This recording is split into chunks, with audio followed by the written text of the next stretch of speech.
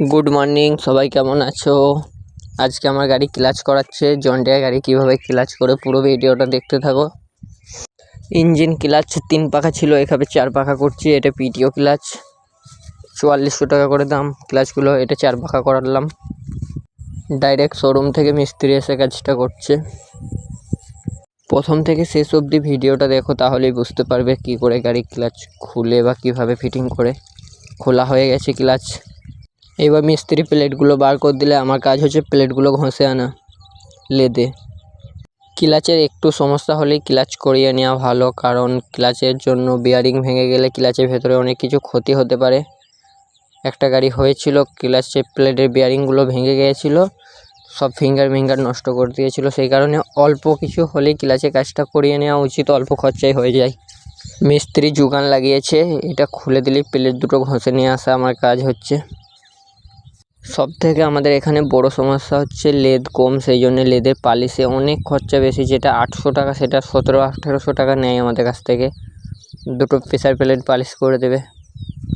2 ভাগ করে দেওয়ার কারণে গাড়িটা কেমন লাগছে কমেন্টে জানাও। ফাইনালি একটা প্লেট খোলা হয়ে গেছে। সবারই বেশিরভাগ হয় ইঞ্জিন ক্লাচ নষ্ট, আমার হয়েছে পিটিও ক্লাচটা ফুল নষ্ট। ইঞ্জিন ক্লাচটাও নষ্ট হয়েছে, কিন্তু পিটিও ক্লাচটা বেশি, কারণ আমাদের গাড়ি রোডে খাটে না, যা হয় জমি চষা, সেই জন্য পিটিও ক্লাচটা ফুল শেষ হয়ে গেছে।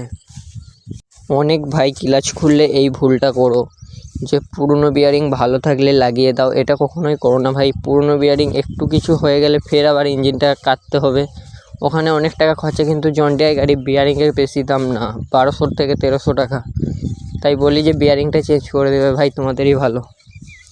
কিন্তু ওই 1300 টাকা দুটো বিয়ারিংয়ের জন্য কিন্তু ভাই তোমার ডাবল খরচা হয়ে যাবে। এক বিয়ারিংয়ের দাম তো লাগবেই, তারপর ফিঙ্গার ভাঙলে সেগুলো আলাদা ব্যাপার। কিছু না ভাঙলেও খোলা খরচা, লাগানো খরচা, মিস্ত্রি চার্জ, অনেক কিছুর ব্যাপার হয়ে যায় ভাই। আবার সময়ে যদি সিজনে ভাঙলে তুমি সময়ে মালটা খুলে লাগাতে পারবে না। তাই বলি বিয়ারিং পুরনো কেউ লাগিও না।